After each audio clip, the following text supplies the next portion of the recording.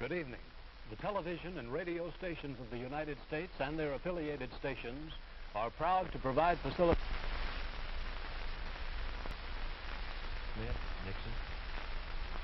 In the election of 1860, Abraham Lincoln said the question was whether this nation could exist half slave or half free. In the election of 1960, and with the world around us, the question is whether the world will exist half slave or half free, whether it will move in the direction of freedom, in the direction of the road that we are taking, or whether it will move in the direction of slavery. I think it will depend in great measure upon what we do here in the United States, on the kind of society that we build, on the kind of strength that we maintain. We discussed tonight domestic issues, but I would not want that to be any implication to be given that this does not involve directly our struggle with Mr. Khrushchev for survival. Mr. Khrushchev is in New York, and he maintains the communist offensive throughout the world because of the productive power of the Soviet Union itself. The Chinese communists have always had a large population, but they are important and dangerous now because they are mounting a major effort within their own country. The kind of country we have here, the kind of society we have, the kind of strength we build in the United States will be the defense of freedom. If we do well here, if we meet our obligations, if we're moving ahead, then I think freedom will be secure around the world. If we fail, then freedom fails. Therefore, I think the question before the American people is, are we doing as much as we can do? Are we as strong as we should be? Are we as strong as we must be if we're going to maintain our independence? And if we're going to maintain and hold out the hand of friendship to those who look to us for assistance, to those who look to us for survival? I should make it very clear that I do not think we're doing enough, that I am not satisfied as an American with the progress that we're making. This is a great country, but I think it could be a greater country. And this is a powerful country, but I think it could be a more powerful country. I'm not satisfied to have 50% of our steel mill capacity unused. I'm not satisfied when the United States had last year the lowest rate of economic growth of any major industrialized society in the world, because economic growth means strength and vitality. It means we're able to sustain our defenses. It means we're able to meet our commitments abroad. I'm not satisfied when we have over $9 billion worth of food, some of it rotting, even though there is a hungry world, and even though 4 million Americans wait every month for a food package from the government, which averages 5 cents a day per individual. I saw cases in West Virginia, here in the United States, where children took home part of their school lunch in order to feed their families, because I don't think we're meeting our obligations towards these Americans. I'm not satisfied when the Soviet Union is turning out twice as many scientists and engineers as we are. I'm not satisfied when many of our teachers are inadequately paid, or when our children go to school part-time shifts. I think we should have an educational system second to none. I'm not satisfied when I see men like Jimmy Hoffa in charge of the largest union in the United States, still free. I'm not satisfied when we are failing to develop the natural resources of the United States to the fullest. Here in the United States, which developed the Tennessee Valley and which built the Grand Coulee and the other dams in the northwest United States, at the present rate of hydropower production, and that is the hallmark of an industrialized society, the Soviet Union by 1975 will be producing more power than we are. These are all the things, I think, in this country that can make our society strong or can mean that it stands still. I'm not satisfied until every American enjoys his full constitutional rights. If a Negro baby is born, and this is true also of Puerto Ricans and Mexicans in some of our cities, he has about 1/2 as much chance to get through high school as a white baby. He has 1/3 as much chance to get through college as a white student. He has about 1/3 as much chance to be a professional man, about 1/2 as much chance to own a house. He has about 4 times as much chance that he'll be out of work in his life as the white baby. I think we can do better. I don't want the talents of any American to go to waste. I know that there are those who say that we want to turn everything over to the government. I don't at all. I want the individuals to meet their responsibility. And I want the states to meet their responsibility. but I think there is also a national responsibility. The argument has been used against every piece of social legislation in the last 25 years. The people of the United States individually could not have developed the Tennessee Valley. Collectively, they could have. A cotton farmer in Georgia, or a peanut farmer, or a dairy farmer in Wisconsin or Minnesota, he cannot protect himself against the forces of supply and demand in the marketplace, but working together in effective governmental programs, he can do so. 17 million Americans who live over 65 on an average Social Security check of about $78 a month. They're not able to sustain themselves individually, but they can sustain themselves through the Social Security system. I don't believe in big government, but I believe in effective governmental action. And I think that's the only way that the United States is going to maintain its freedom. It's the only way that we're going to move ahead. I think we can do a better job. I think we're going to have to do a better job if we are going to meet the responsibilities which time and events have placed upon us. We cannot turn the job over to anyone else. If the United States fails, then the whole cause of freedom fails. And I think it depends in great measure on what we do here in this country. The reason Franklin Roosevelt was a good neighbor in Latin America was because he was a good neighbor in the United States. Because they felt that the American society was moving again. I want us to recapture that image. I want people in Latin America and Africa and Asia to start to look to America, to see how we're doing things, to wonder what the President of the United States is doing, and not to look at Khrushchev or look at the Chinese communists. That is the obligation upon our generation. In 1933, Franklin Roosevelt said in his inaugural that this generation of Americans has a rendezvous with destiny. I think our generation of Americans has the same rendezvous. The question now is, can freedom be maintained under the most severe attack it has ever known? I think it can be. And I think in the final analysis, it depends upon what we do here. I think it's time America started moving again. And now the opening statement by Vice President Richard M. Nixon. Smith, Senator Kennedy. The things that Senator Kennedy has said, many of us can agree with. There is no question but that we cannot discuss our internal affairs in the United States without recognizing that they have a tremendous bearing on our international position. There is no question but that this nation cannot stand still because we are in a deadly competition.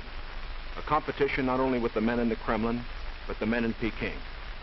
We're ahead in this competition, as Senator Kennedy, I think, has implied. But when you're in a race, the only way to stay ahead is to move ahead.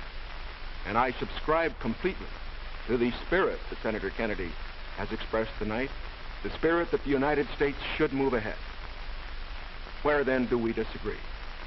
I think we disagree on the implication of his remarks tonight and on the statements that he has made on many occasions during his campaign to the effect that the United States has been standing still. We heard that later.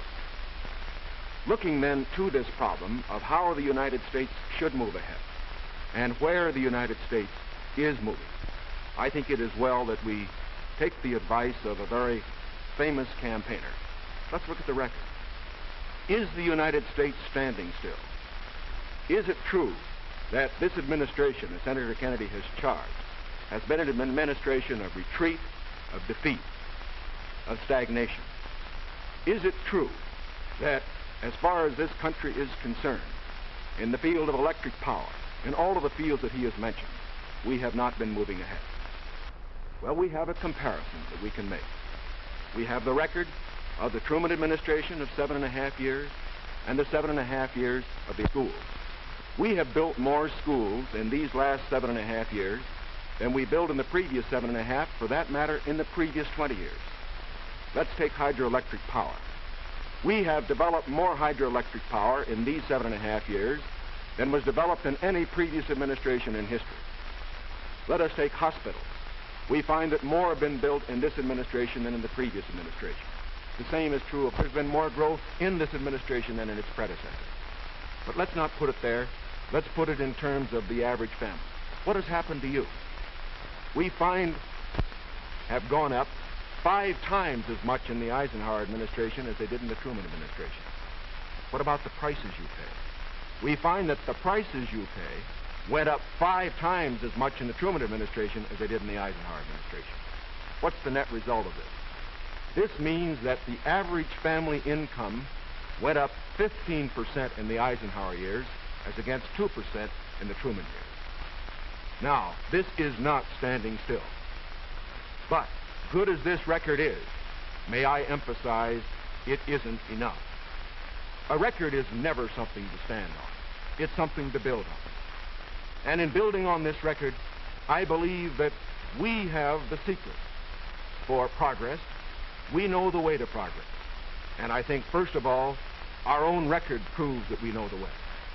Senator Kennedy has suggested that he believes he knows the way. I respect the sincerity with which he makes that suggestion. But on the other hand, when we look at the various programs that he offers, they do not seem to be new. They seem to be simply retreads of the programs of the Truman administration which preceded it. And I would suggest that during the course of the evening he might indicate those areas in which his programs are new, where they will mean more progress than we had then. What kind of programs are we for? We are for programs that will expand educational opportunities, that will give to all Americans their equal chance for education, for all of the things which are necessary and dear to the hearts of our people. We are for programs, in addition, which will see that our medical care for the aged is much better handled than it is at the present time. Here again, may I indicate that Senator Kennedy and I are not in agreement as to the aim. We both want to help the old people. We want to see that they do have adequate medical care. The question is the means. I think that the means that I advocate will reach that goal better than the means that he advocates. I could give better examples, but for whatever it is, whether it's in the field of housing, or health, or medical care, or schools, or the development of electric power, we have programs which we believe will move America, move her forward and build on the wonderful record that we have made over these past 7.5 years. Now, when we look at these programs, might I suggest that in evaluating them, we often have a tendency to say that the test of a program is how much you're spending. I will concede that in all the areas to which I have referred, Senator Kennedy would have the federal government spend more than I would have it spend. I costed out the cost of the Democratic platform. It runs a minimum of $13.2 billion a year more than we are presently spending to a maximum of $18 billion a year more than we're presently spending. Now, the Republican platform will cost more, too. It will cost a minimum of $4 billion a year more, a maximum of $4.9 billion a year more than we're presently spending. Now, does this mean that his program is better than ours? Not at all. Because it isn't a question of how much the federal government spends. It isn't a question of which government does the most. It's a question of which administration does the right thing. And in our case, I do believe that our programs will stimulate the creative energies of 180 million free Americans. I believe the programs that Senator Kennedy advocates will have a tendency to stifle those creative energies. I believe, in other words, that his programs would lead to the stagnation of the motive power that we need in this country to get progress. The final point that I would like to make is this. Senator Kennedy has suggested in his speeches that we lack compassion for the poor, for the old, and for others that are unfortunate. Let us understand throughout this campaign that his motives and mine are sincere. I know what it means to be poor. I know what it means to see people who are unemployed. I know Senator Kennedy feels as deeply about these problems as I do. But our disagreement is not about the goals for America, but only about the means to reach those goals. Thank you, Mr. Nixon. That completes the opening statements, and now the candidates will answer questions or comment upon one another's answers to questions put by correspondents of the networks. The correspondents. I'm Sander Van Oker, NBC News. I'm Charles Warren, Mutual News. I'm Stuart Novin, CBS News. Bob Fleming, ABC News. The first question to Senator Kennedy from Mr. Fleming. Senator, the Vice President in his campaign has said that you are naive and at times immature. He has raised the question of leadership. On this issue, why do you think people should vote for you rather than the Vice President? Well, the Vice President and I came to the Congress together. 1946, we both served in the Labor Committee. I've been there now for 14 years, the same period of time that he has. So that our experience in government is comparable. Secondly, I think the question is, what are the programs that we advocate? What is the party record that we lead? I come out of the Democratic Party, which in this century has produced Woodrow Wilson and Franklin Roosevelt and Harry Truman, and which supported and sustained these programs which I've discussed tonight. Mr. Nixon comes out of the Republican Party. He was nominated by it. And it is a fact that through most of these last 25 years, the Republican leadership has opposed federal aid for education, medical care for the aged, development of the Tennessee Valley, development of our natural resources. I think Mr. Nixon is an effective leader of his party. I hope he would grant me the same. The question before us is, which point of view and which party do we want to lead the United States?